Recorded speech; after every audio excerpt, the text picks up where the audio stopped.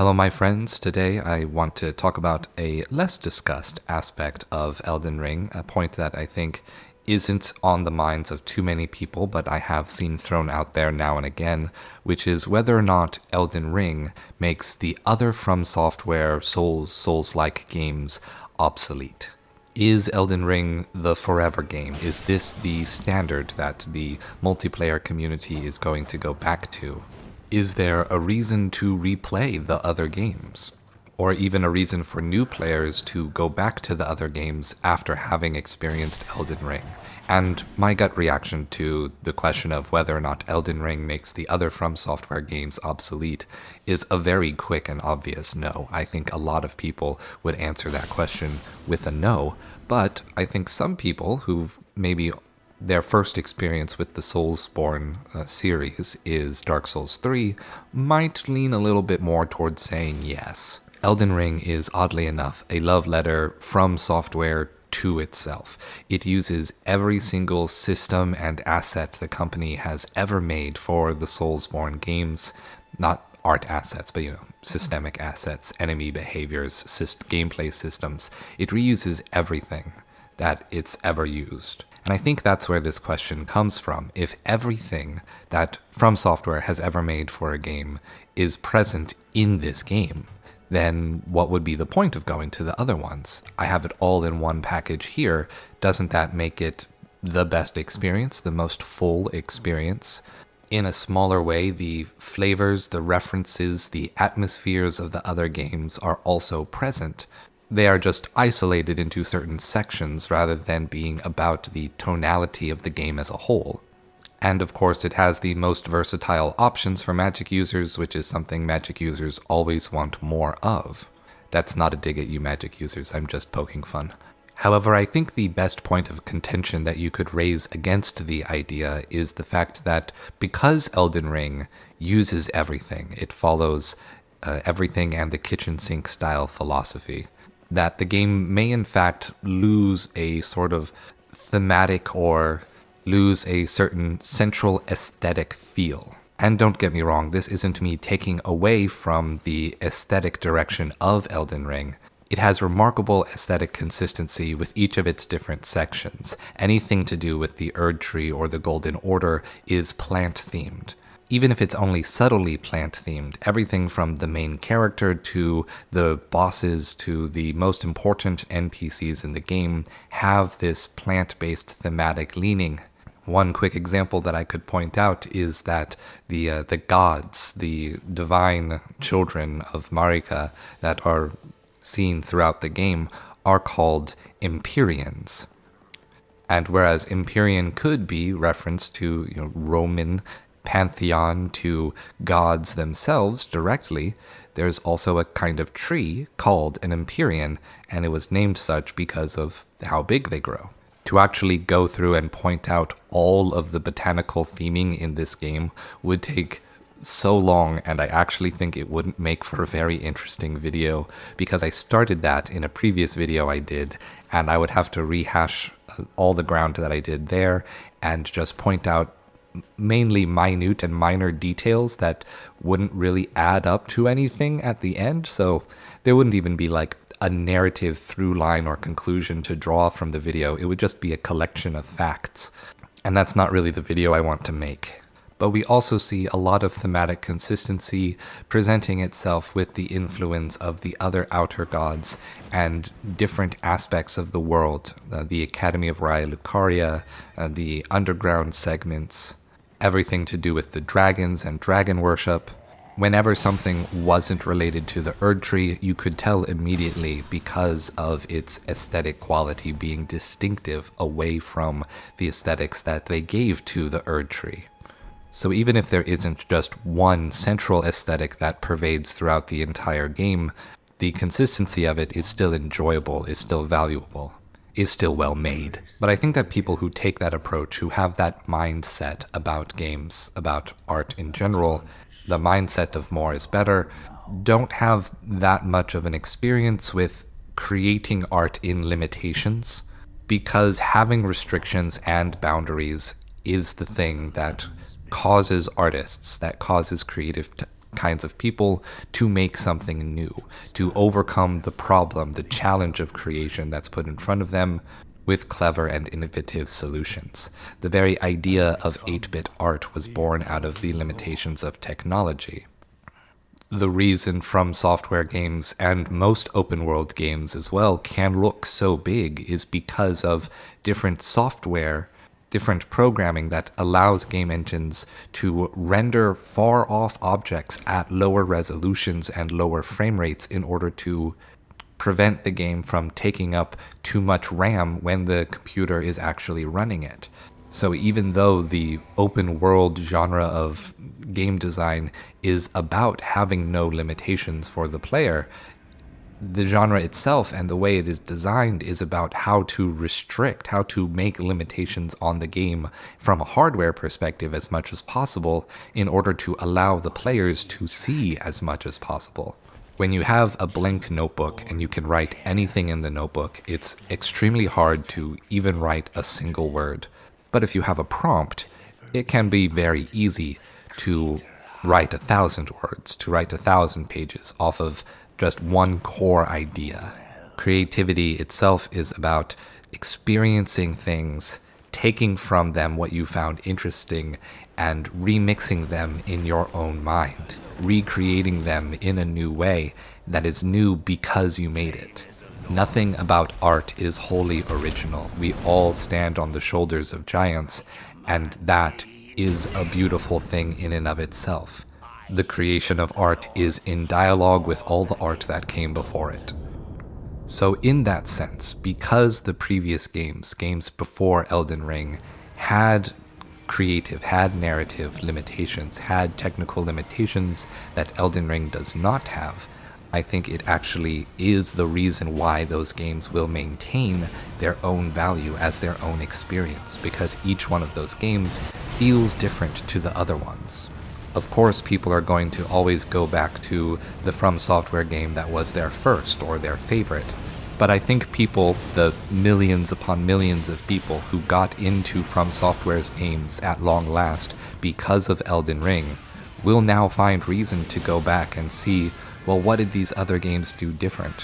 Why is Bloodborne so different from Dark Souls? Why is Sekiro so different from Bloodborne? And I suppose this lets me transition into my next point, which is that even though Elden Ring reuses the systems that were created for Bloodborne, for Sekiro, and for the Dark Souls trilogy, it doesn't use them in the same way. There are some additions to Elden Ring which, in my opinion, are just plain better and wish that retroactively they could be added into the previous games. Most particularly is guard countering. That's not something I really used a lot in my own playthrough, but guard countering was an amazing early game tactic that I used all the time when I didn't have a 100% blocking shield. A 100% physical damage blocking shield, I should say. I should be specific.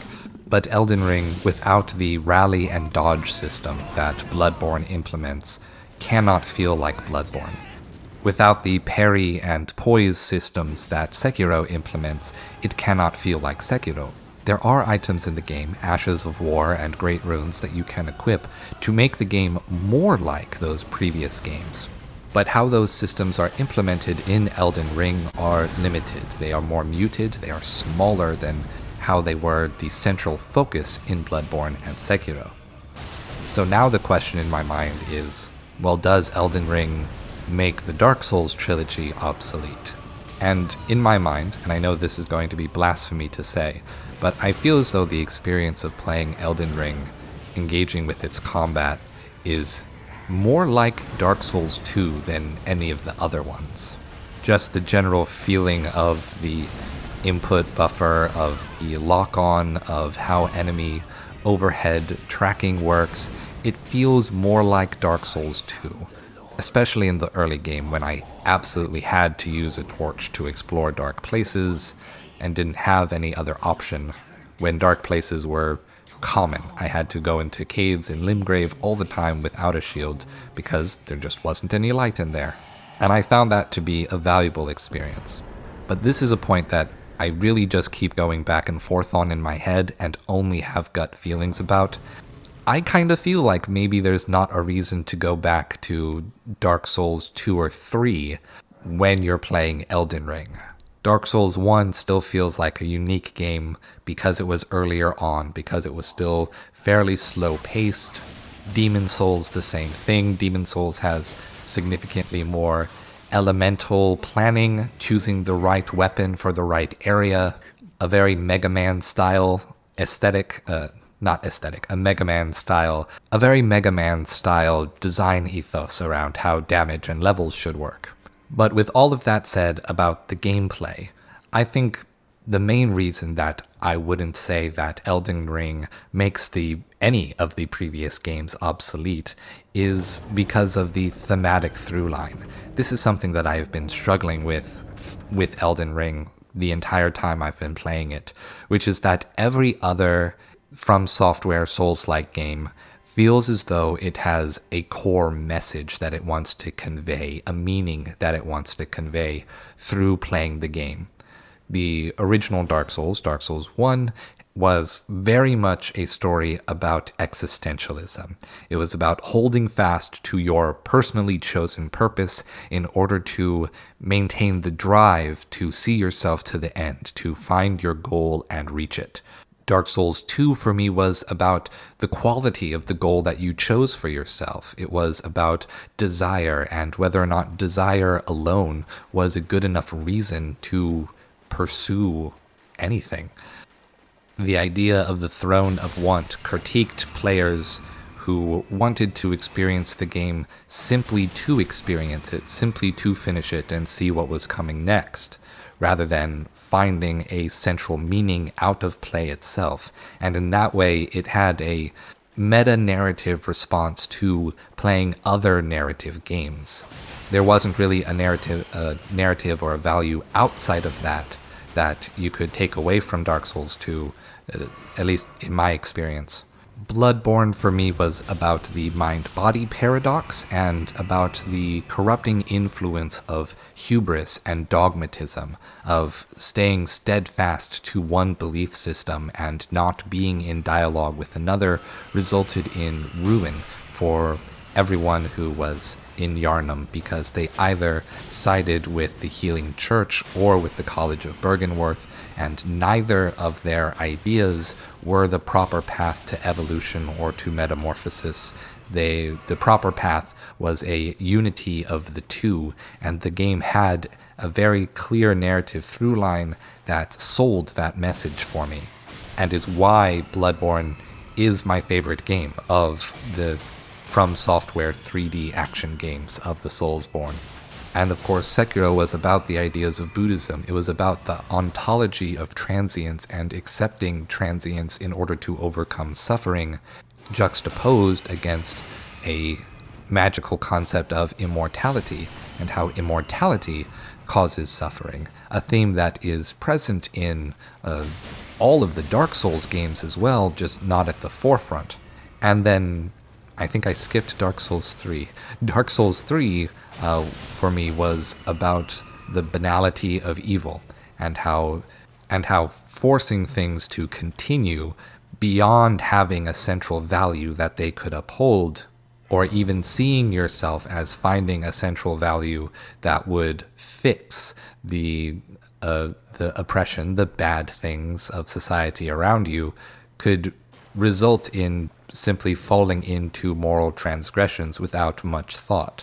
The main example of this is getting wedded to Henri of Astora in Dark Souls 3 without really knowing what those NPCs meant by the word wedding, but trusting them implicitly because even though they were the dark faction, there was plenty of evidence to not trust fire. There's always been evidence to not trust the Age of Fire, and they gave you free levels that made you stronger, so you were quickly bribed into being pro Age of Dark faction. And as a result, you ended up doing something horrible to one of the best characters in the game, just because you had accepted and then forced an ideology that was, in itself, casually evil. However, I am not having any sense of a message for Elden Ring. I don't know what the core problem of the game was. Was the core idea of Elden Ring an acceptance of death? Were the problems of Elden Ring created when Marika shattered the Elden Ring or removed the rune of death from the Elden Ring? And if that's the case, then pretty much all of the endings other than the Frenzied Flame ending, all of the quest lines other than the Frenzied Flame ending, suggest that that's actually the wrong course of action, because you should be having empathy for the suffering of the people left in the world, and that the Frenzied Flame ending, though it would bring back the concept of death, also would result in eternal suffering for everyone and everything in the world until it was all burned away. So for me right now, and this is my central struggle with the game, with Elden Ring, is that Elden Ring introduced a problem, which was death was removed from the world, but didn't really have an idea of how to answer that value, or at least didn't have an idea for the end game, the end message of the story when they started making the story, and never really found that conclusion along the way. For example, if we go with the Dark Moon ending, if we go with Ranni's ending to the game, then essentially what she did was she took the Golden Order, she took the influence of the outer gods other than the moon, and pushed it away from the planet. She didn't restore the Rune of Death. She didn't restore this world's coming Ragnarok being brought by the Erdtree. She pushed it away, and as a result, everyone on the planet is still going to be in this state that they find themselves. They're still going to be stuck somewhere between life and death, but they're going to be safe. Or is the main ending we're supposed to be choosing just the regular, plain old Elden Lord ending, where we restore the Golden Order, we bring back the Rune of Death, then people are ruled over regularly until that coming Ragnarok happens, and then it's all done. The most uneventful ending of the game would be the real one. Any version of the ending where you're just sitting on the throne is the real one. That's very unsatisfying to me. I would prefer either Ranni's ending or the Frenzied Flames ending's take on what it means to deal with the concept of death over just, all right, bring it back, and not thinking any more deeply on it. So in terms of the message, the meaning of these games, I'm going to say absolutely not. Elden Ring does not make the previous From Software games obsolete, because Elden Ring did not imbue its gameplay with meaning the way the other games have. And that's a big part of what I come to games for. I don't play games, well, for the most part, I don't play games just to play a game. I play games in order to experience someone else's experience, to get to know the mindset of the people who made the game and the message they want to convey, the message they want to make you feel through play as a dialogue. And I know a lot of games don't do that. I have to find that myself. I seek that out on purpose. But before Elden Ring, every single one of From Software's games did that.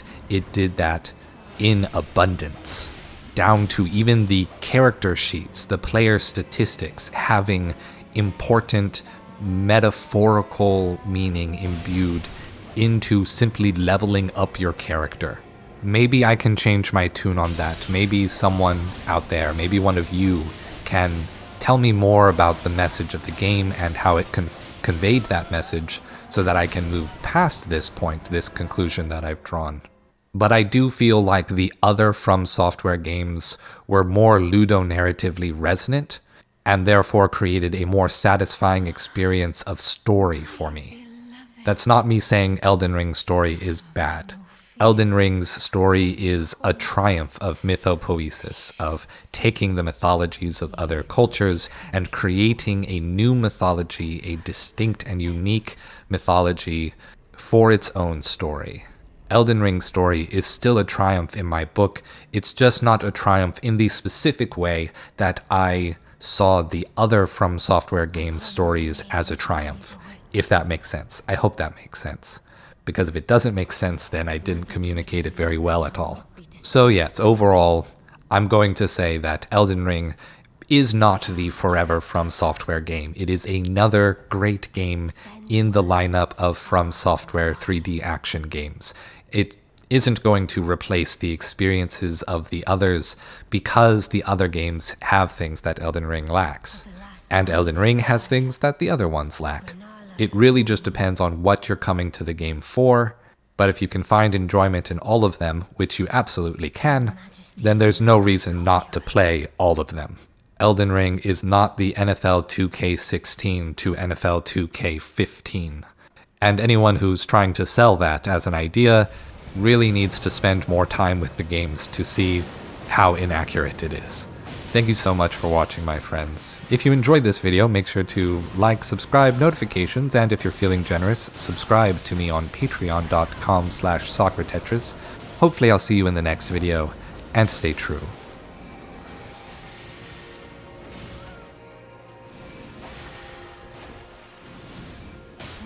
Little Rani, my dear daughter.